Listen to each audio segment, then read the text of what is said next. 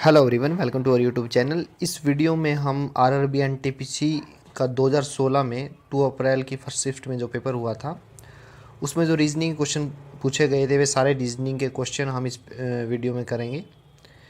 अगर आपको इस वीडियो का पीडीएफ लिंक चाहिए तो डिस्क्रिप्शन में दिया हुआ है, और अगर आप हमारे टेलीग्राम ग्रुप को ज्वाइन करना चाहते हो तो उसका लिंक भी डिस्क्रिप्शन में दिया हुआ है।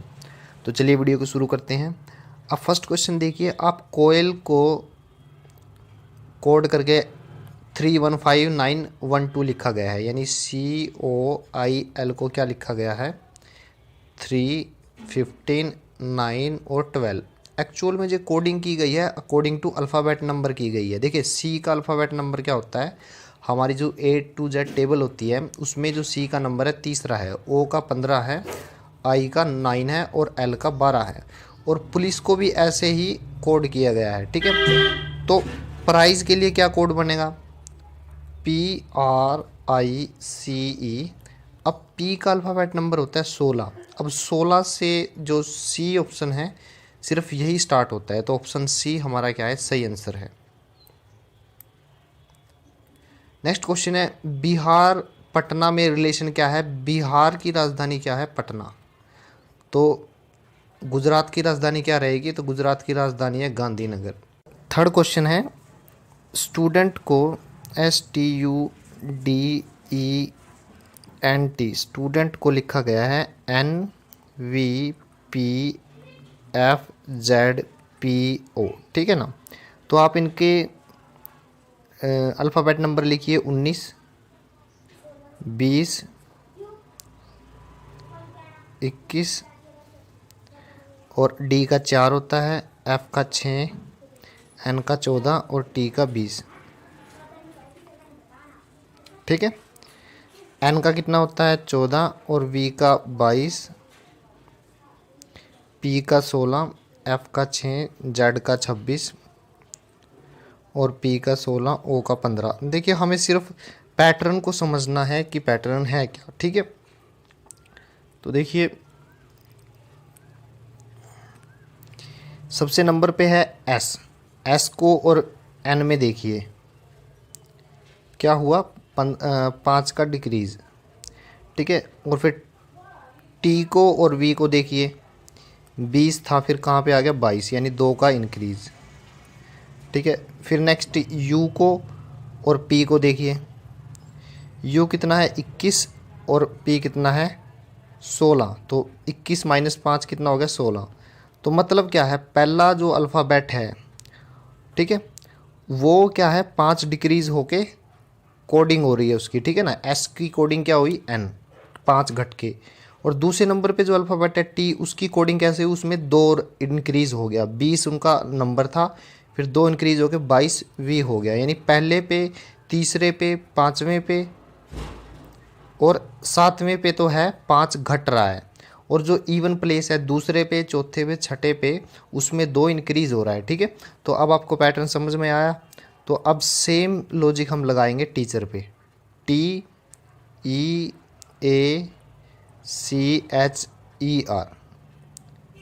ठीक है। अब टीचर पे कैसे लगेगा, टीचर के देखिए आप 20 है तो पहले के लिए क्या है 5 घटेगा, तो अब यहाँ पे कितना आएगा 15। 15 किसका होता है O का, तो हमारे जो 4 ऑप्शन में से C और D तो गलत हो गए। दूसरे नंबर पे E है, E का कितना है 5। अब इसमें क्या होगा, 2 का इंक्रीज़ होगा, इंक्रीज 5 से 2 7 हो गया, 7 किसका होता है G का। तो OG जो है सिर्फ A ऑप्शन में है, तो A हमारा सही आंसर है। नेक्स्ट क्वेश्चन है, हेल्थ को लिखा गया है IDBKUG। देखिए हेल्थ होता है 8 और I होता है 9, 8 के बाद क्या है 9, यानी एक क्या हो गया इंक्रीज़ हुआ। फिर E क्या होता है 5 और D कितना होता है 4, यहाँ पे क्या हुआ एक डिक्रीज़ हो गया, ठीक है ना। फिर दोबारा से A में क्या हुआ, A से क्या हुआ B, A 1 होता है B 2 होता है। तो आप देख सकते हो लॉजिक क्या लगाया गया है, इसमें कोडिंग कैसे की गई है कि एक अल्फ़ाबेट को एक इंक्रीज़ करके लिखा गया है कोडिंग में, और दूसरे अल्फ़ाबेट को एक डिक्रीज़ करके कोडिंग में लिखा गया है, ठीक है। ऐसे सीरीज़ बनाई हुई है। तो हॉस्पिटल को मैं कैसे लिखूँगा, हॉस्पिटल में आप एक इंक्रीज़ कीजिए तो हॉस्पिटल से एक नेक्स्ट क्या होता है आई। ओ जो है वो 15 होता है, एक डिक्रीज कीजिए तो 14 आएगा, 14 क्या होता है एन। एस क्या होता है 19, एक बढ़ा दीजिए तो बढ़ने पर होगा 20, 20 होता है टी का। तो आई एन टी देखिए किस में मिलता है, ये हमारा डी ऑप्शन है। पूरा आपको सोल्व करने की ज़रूरत नहीं है, एक दो अल्फ़ाबेट से आंसर निकल जाएगा। तो हमारा जो डी ऑप्शन है वो सही आंसर है। नेक्स्ट क्वेश्चन आप देख रहे होंगे कि कोडिंग डिकोडिंग से आरआरबी एनटीपीसी में कितने क्वेश्चन आए हुए हैं। ठीक है, ये एक ही पेपर रीजनिंग के सारे क्वेश्चन मैं सोल्व कर रहा हूँ। तो एक ही टॉपिक से कितने क्वेश्चन आए हुए हैं, देखिए ए को कोड किया गया है 1 में, तो ए को कोड किया गया है 1 में, मतलब ये इसका अल्फ़ाबेट नंबर है।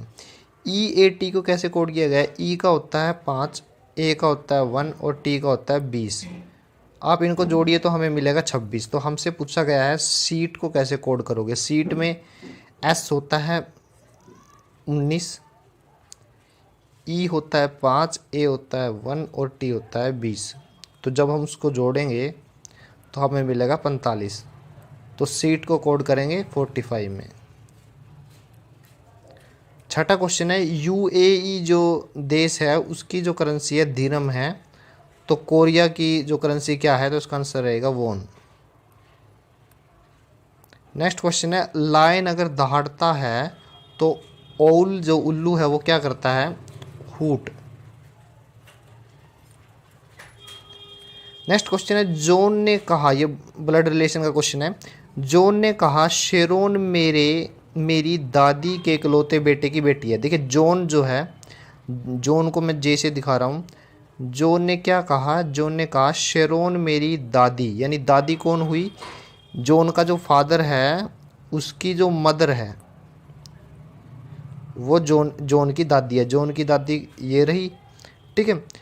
तो जॉन ने कहा शेरोन मेरी दादी के इकलौते बेटे। अब देखिए दादी ये है, दादी का इकलौता बेटा कौन है, फादर, ये जो एफ दिखाया गया है, ठीक है। उसकी बेटी है, उसकी बेटी कौन है, शेरोन। मतलब ये जो फादर था उसका एक बेटा है जो जॉन है और एक बेटी है जो शेरोन है। पूछा गया है शेरोन जॉन से कैसे संबंधित है, शेरोन क्या रही, जॉन की बहन रही। तो हमारा जो ए ऑप्शन है वो सही आंसर है। नेक्स्ट क्वेश्चन है, देखिए जब भी ये मैथमेटिकल ऑपरेशन के क्वेश्चन आए आप याद कैसे करोगे। देखिए प्लस में और गुणा में सिमिलैरिटी है। अगर प्लस में प्लस के ये दो वर्टिकल और हॉरिजॉन्टल लाइन को थोड़ा टेढ़ा कर दूँ तो मुझे गुणा का निशान मिलेगा। तो याद रखें प्लस को हमेशा गुणा में कन्वर्ट किया जाता है और गुणा को हमेशा प्लस में कन्वर्ट किया जाता है। फिर ये भाग है, भाग और माइनस में भी सिमिलैरिटी है। 2 डॉट हटा दो तो माइनस बन जाएगा और 2 डॉट लगा दो तो माइनस से भाग बन जाएगा। तो भाग को हमेशा माइनस में कन्वर्ट करते हैं और माइनस को हमेशा भाग में कन्वर्ट करते हैं, ठीक है। तो आप इस तरह के क्वेश्चन कैसे सोल्व करें, देखिए सबसे पहले आपको जो स्टेटमेंट दी गई है ये वाली है, मैं बता देता हूँ। 35 - 5 + 6 × 7, ठीक है। ये हमें स्टेटमेंट दी गई है। पेपर में आपको करना क्या है, आप डायरेक्ट स्टेटमेंट लिखिए। 35 माइनस को आपने किस में कन्वर्ट किया, भाग में, प्लस को गुना में और गुना को प्लस में, ठीक है। अब आपको डीमास का रूल फॉलो करना है, डिवीज़न, मल्टीप्लिकेशन, एडिशन और सब्ट्रैक्शन। सबसे पहले डिवीज़न करेंगे तो 35/5 कितना होता है, 7, ठीक है। और 7 जो आंसर आएगा 7 × 6 कितना होता है, 42, 42 और 7 कितना होता है, 49। तो हमारा जो बी ऑप्शन है वो सही आंसर है। नेक्स्ट सेम क्वेश्चन है, 15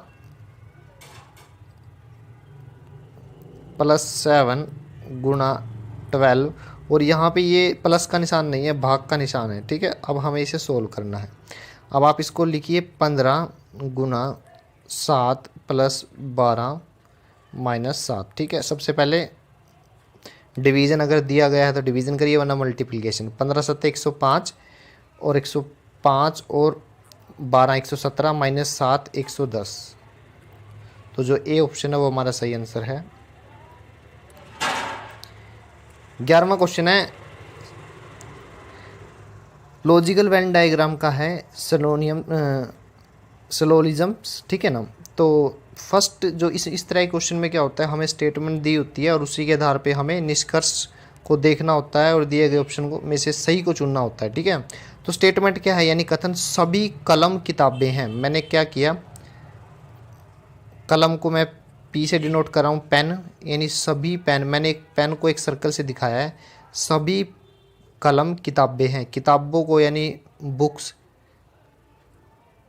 ठीक है, सभी पेन किताबें हैं। और सभी किताबें मेज हैं, मेज मतलब टेबल, टी से दिखा रहा हूँ मैं। ये स्टेटमेंट दी गई है। अब दिए गए 4 ऑप्शन में से हमें चुनना है। सभी मेज कलम हैं, देखिए क्या सभी टेबल कलम है, बिल्कुल भी नहीं है। ये जो एरिया है वो बुक नहीं है ना ही पेन है, तो ए तो हमारा हो गया गलत। अब देखिए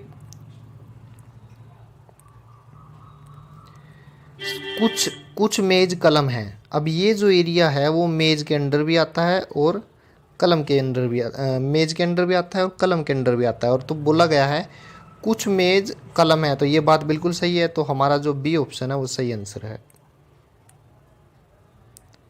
नेक्स्ट क्वेश्चन है, उच्च जोखिम लेने पर उच्च प्रतिफल मिलता है। मतलब आप जिंदगी में जितना रिस्क लोगे उतना बड़ा परिणाम आपको मिलेगा, मतलब रिजल्ट मिलेगा। ये तो था स्टेटमेंट। अब निष्कर्ष क्या निकला इस बात से, 2 निष्कर्ष निकले हैं। कोई जोखिम नहीं तो कोई लाभ नहीं। अगर आप कोई जोखिम नहीं लोगे तो आपको कोई लाभ नहीं मिलेगा।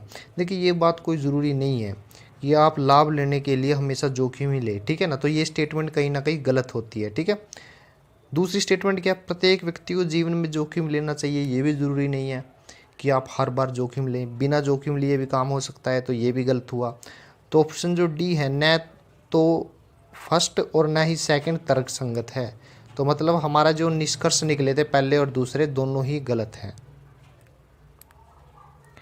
नेक्स्ट क्वेश्चन है, ये हमें स्टेटमेंट दी गई है, ठीक है ना, इक्वेशन, इसके अंदर हमें इन सिंबल को रखना है। अब देखिए इस तरह क्वेश्चन को सोल्व करने का तरीका क्या है, आप राइट हैंड साइड में नंबर देखिए 133, तो थोड़ा बड़ा है, ठीक है। ये कैसे आ सकता है, अगर मैं 25 को 5 से मल्टीप्लाई करूं तो मेरे पास नंबर रहेगा 125। अब 125 और 133 में कितने का डिफरेंस है, 8 का। और ये 8 नंबर और चाहिए, कैसे मिलेंगे, 17 - 9 कितने होते हैं, 8, ठीक है। और अगर मैं इसको जोड़ दूं तो 5 की और 25 की गुणा रहेगी 125, और 17 - 9 8 होते हैं, 125 और 8 133। तो डी जो ऑप्शन है वो हमारा सही आंसर है। नेक्स्ट क्वेश्चन है सेम, हमें 41 लेके आना है। अब 4 सिंबल दिए गए हैं ये वाले, ठीक है। अब फर्स्ट में अगर मैं गुणा कर दूं नंबर बहुत ज़्यादा आएगा, तो ए तो हमारा हो गया गलत। अब आंसर बी सी डी में से है। अगर मैं प्लस करता हूँ तो कितना आंसर रहेगा, अगर मैं यहाँ पे प्लस करता हूँ तो मेरे पास ये बहुत बड़ा नंबर आ जाएगा, ठीक है। फिर आगे मुझे मल्टीप्लिकेशन का भी यूज़ करना है, तो नंबर बहुत ज़्यादा रहेगा, नंबर चाहिए मुझे छोटा। नंबर छोटा करने के लिए मुझे 84 को छोटा करना पड़ेगा, उसके लिए मैं क्या यूज़ करूँगा, भाग। अब 84 के भाग में 12 है, तो कितना आंसर आएगा, 12 × 7 = 84। अब ये आंसर क्या आ गया मेरे पास, 7। अगर मैं गुणा कर दूं 7 और 5 की, कितना आएगा, 35। 35 में अगर मैं 6 जोड़ूं तो मेरे पास कितना आएगा, 41। तो मैंने 84 को क्या लिखा है, 84 भाग में 12 × 5 + 6, ठीक है। तो क्या रहा, इसका आंसर आया 7, 7 × 5 = 35, 35 और 6 41। तो हमारा जो डी ऑप्शन है वो सही आंसर है। 15वां क्वेश्चन था, कुछ लड़के लड़कियां हैं, कुछ लड़के, लड़के मतलब बॉयज़, कुछ लड़के लड़कियां हैं यानी गर्ल्स। ये जो एरिया है वो कॉमन है। और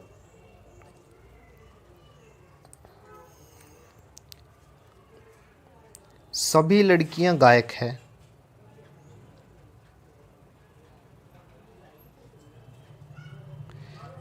ये गायक मतलब सिंगर, ठीक है ना, सभी लड़कियां सिंगर हैं। अब पूछा गया है, अब स्टेटमेंट क्या है, कुछ गायक लड़कियां हैं और कुछ गायक लड़के हैं। देखिए ये दोनों ही बात सही है। अब ये हरे वाले सर्कल में लड़के का भी एरिया आ गया।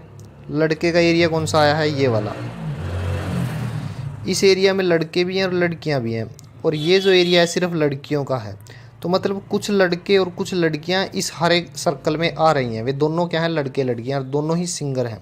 तो निष्कर्ष क्या था, कुछ गायक लड़कियां हैं, कुछ गायक लड़के हैं, तो दोनों ही सही हैं। तो ऑप्शन जो सी है, फर्स्ट और सेकंड दोनों तर्क संगत है, ये हमारा सही आंसर रहेगा। 16वां क्वेश्चन है, अनीता, ये अनीता है, अर्जुन के मामा के पिता की इकलौती बेटी है। अनीता अर्जुन के, ये अर्जुन है, अर्जुन के मामा, ये मामा रहा अर्जुन का, मामा के पिता यानी ये पिता है, तो ये अर्जुन का क्या लगा, नाना। ठीक है, अर्जुन के मामा के पिता की इकलौती बेटी, इकलौती बेटी है अगर अनीता, तो वो अर्जुन की क्या लगी, मम्मी लगी। ठीक है, यानी माँ लगी। ठीक है ना, तो इसका आंसर रहेगा माँ।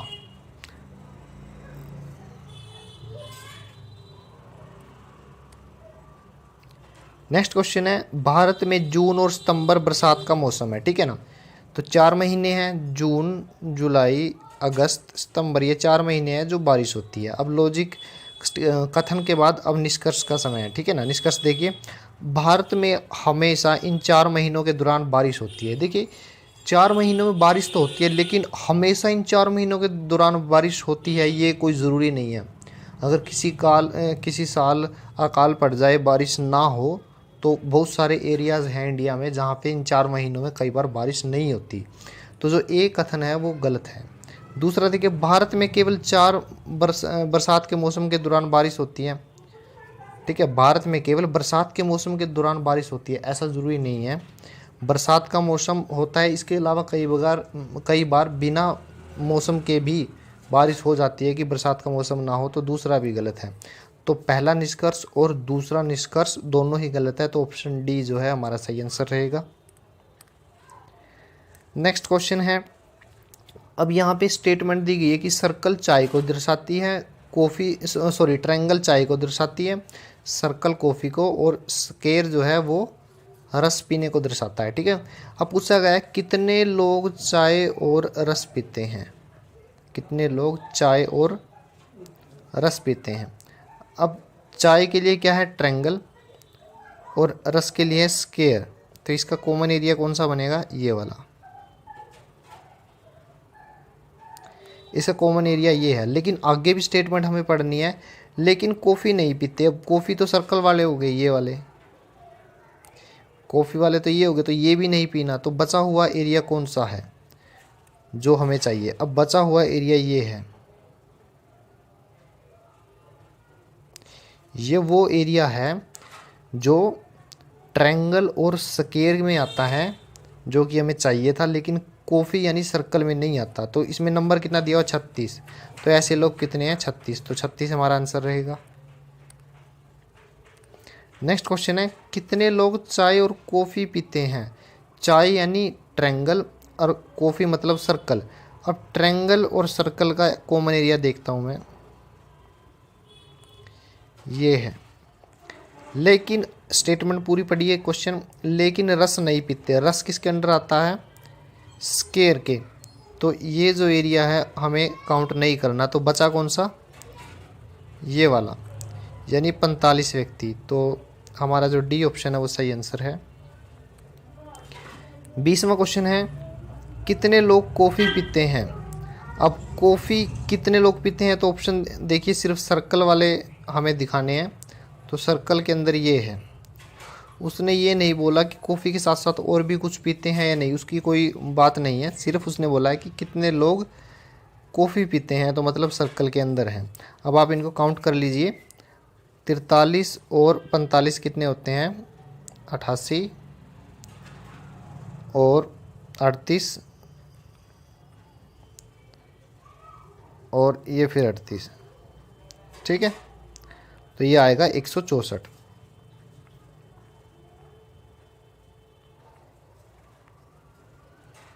तो हमारा जो बी ऑप्शन है वो सही आंसर है।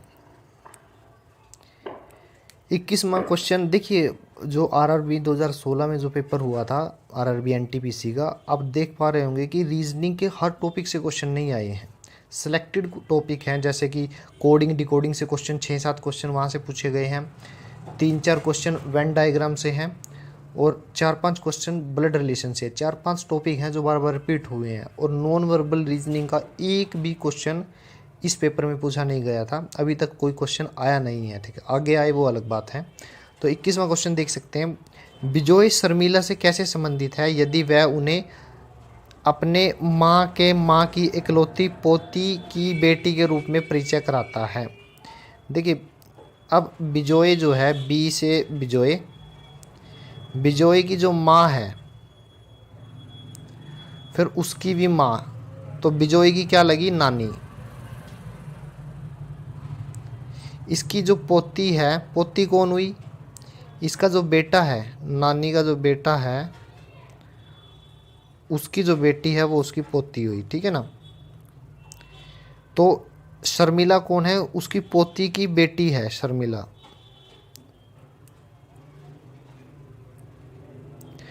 तो बिजोई की जो नानी है उसकी जो पोती है उसकी बेटी है। ठीक है ना, ये पोती है उसकी बेटी। अब रिलेशन देखना है। देखिए, ये जो है बेटा, मैं कलर में दिखाता हूँ अलग, ये जो बेटा है इनका रिलेशन क्या है, बिजोय का ये क्या लगता है, मामा मामा। ये कौन लगी, बहन। अगर ये बहन लगी तो ये जो बिजोय है शर्मिला का क्या लगा, मामा लगा। ठीक है ना, मामा मतलब मैटरनल अंकल। तो हमारा जो डी ऑप्शन है वो सही आंसर है। 22वां क्वेश्चन है, डाटा जो है टेबल की फॉर्म में दिया गया है। ठीक है, और हमें इसके अकॉर्डिंग क्वेश्चन के जवाब देने हैं। 2013-14 के लिए प्रति तिमाही औसत बिक्री क्या थी, हमें एवरेज निकालना है। तो सबसे पहले आप 12-13 के लिए देखिए, 36, 32, 39 और 33। तो आप इन सबको जोड़ लीजिए, 36, 32, 39 और 33 को जोड़ेंगे तो हमारे पास आएगा 140। ये कितने आंकड़ों का योग है, 4। तो 4 से हम डिवाइड करें क्योंकि हमें एवरेज निकालना है। एवरेज आएगा 35। तो जो हमारा डी ऑप्शन है वो सही आंसर है। नेक्स्ट क्वेश्चन है, उसने पूछा है 12 और 13 और 14 से कंपनी की बिक्री का साल दर विकास कितना हुआ है। देखिए, 12 और 13 की तरफ ध्यान देते हैं। 12 से और 13 से देखिए, 25, 34, 24 और 29 को जोड़ेंगे तो हमारे पास आएगा 112। ठीक है, और फिर 13 और 14 वर्ष के आप काउंट कीजिए, 36, 32, 39 और 33, ये आएगा 140। अब इंक्रीमेंट कितना हुआ, 112 से आप 140 पे चले गए तो 28 का हुआ। हमें परसेंटेज में निकालना है, 28 बटे शुरू में ओरिजिनल कितना था 112 गुना में 100 करिए क्योंकि हमें परसेंटेज में निकालना है। तो हमारा आंसर आएगा 25%।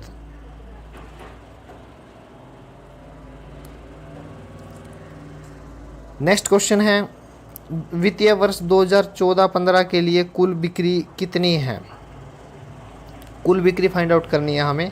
तो 14-15 देखिए, ये है 45, 48, 44 और 41। ठीक है ना, तो आप इनको ऐड कीजिए तो हमारे पास आएगा 8, 17, 178 लाख। तो ऑप्शन बी जो है वो हमारा सही आंसर है। नेक्स्ट क्वेश्चन है 25वां। अब ये क्या है, प्रिया, मोहित, गिरिजा, प्रीति, बिजोय, अनिल और रीटा गोलाकार मेज की चारों ओर मेज के सामने मुंह करके बैठे हुए हैं। ये देखिए, ये सर्कल है।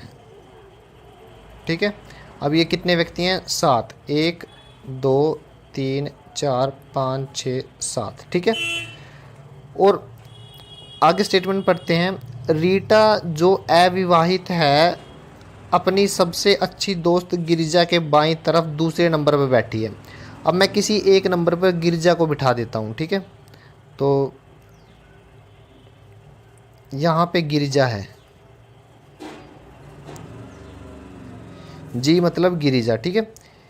तो गिरिजा के बाईं तरफ, बाईं क्या है, लेफ्ट की तरफ दूसरे नंबर पे, तो पहला नंबर तो ये है, दूसरे नंबर पे यहाँ पे रीटा है,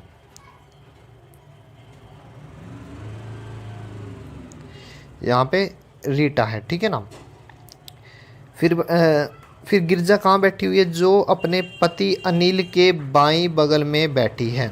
तो मतलब यहाँ पे अनिल बैठा हुआ है, क्योंकि अनिल का बायां तो यही है,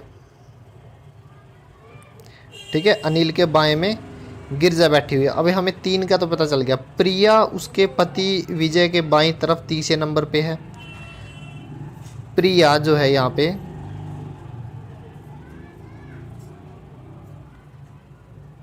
ये प्रिया है। प्रिया उसके पति विजय के बाईं तरफ तीसरे नंबर पे है। देखिए ये तीसरे नंबर पे है, ये दूसरे नंबर पे है पहले पे, तो यहाँ पे कौन आएगा, विजय। यहाँ पे विजय बैठा हुआ है, वी से विजय, ठीक है। क्योंकि इसका बायां क्या हुआ, अनिल पहले नंबर पे, गिरिजा दूसरे पे और प्रिया तीसरे पे, ठीक है। उसके बाद क्या है, मोहित अपनी पत्नी प्रीति और विजय के बीच में, ये विजय है, तो मतलब यहाँ पे कौन है, मोहित। मोहित मतलब एम, और यहाँ पे क्या आएगा, प्रीति।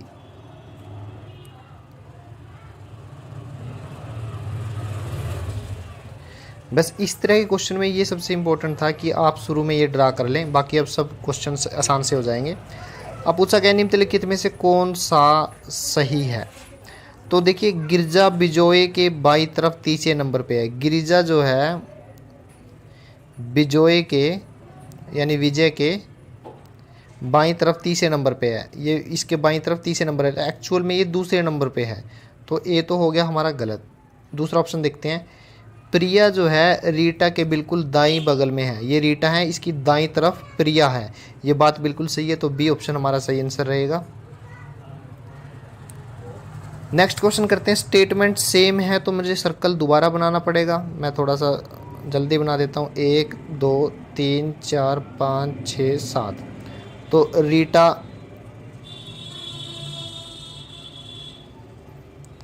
प्रिया गिरिजा अनिल विजय मोहित और प्रीति, ठीक है। अब क्या पूछा गया है, निम्नलिखित में से कौन से क्रम में पहला व्यक्ति दूसरे व्यक्ति के बिल्कुल दाईं बगल में बैठा है। मतलब निम्नलिखित क्रम में से कौन से क्रम में पहला व्यक्ति दूसरे व्यक्ति के बिल्कुल दाईं में, यानी पहला व्यक्ति दूसरे के दाएं में। तो विजय के दाईं तरफ मोहित है, विजय के दाईं तरफ मोहित है, बिल्कुल सही है, ठीक है। दूसरा क्या है, अनिल गिरजा के दाईं तरफ है, गिरजा के दाईं तरफ अनिल बैठा हुआ, ये भी बात सही है। रीटा जो है विजय के दाईं तरफ है। देखिए रीटा जो है, जो रीटा है वो और विजय एक दूसरे के आमने सामने है, ना कि दाएं बाएं, तो जो हमारा सी ऑप्शन है वो सही आंसर है। तीसरा क्वेश्चन देखिए, एक ही क्वेश्चन से 3 क्वेश्चन पूछे गए थे, तो सेम सर्कल बनाइए हमें। अब सर्कल में ही दिक्कत थी, जिसने बना दिया उसके 3 नंबर पक्के।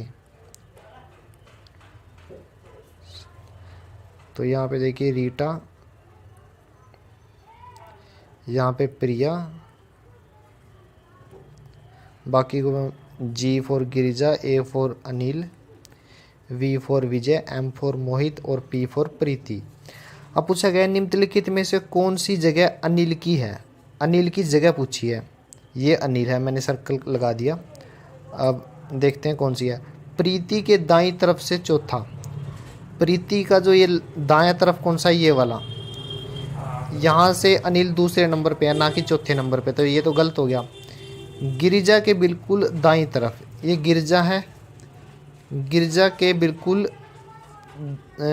बाईं तरफ। अब देखिए ये तो दाईं तरफ बैठा हुआ, बाईं तरफ तो प्रिया है, तो ये भी गलत हो गया। रीटा और मोहित के बीच,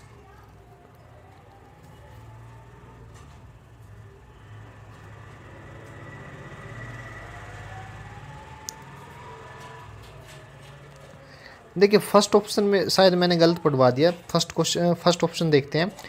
प्रिया नहीं है, मैंने सॉरी फॉर, प्रिया नहीं है, प्रीति है। प्रीति के दाईं तरफ से चौथा। अब प्रीति का ये वाला दाईं तरफ है, तो पहला, दूसरा, तीसरा, चौथा, यानी प्रीति से, देख प्रीति है, ये मैंने प्रिया पढ़ लिया, प्रीति से चौथे नंबर पे है, तो हमारा फर्स्ट ऑप्शन सही है, पहला ऑप्शन सही है। ठीक है, धन्यवाद।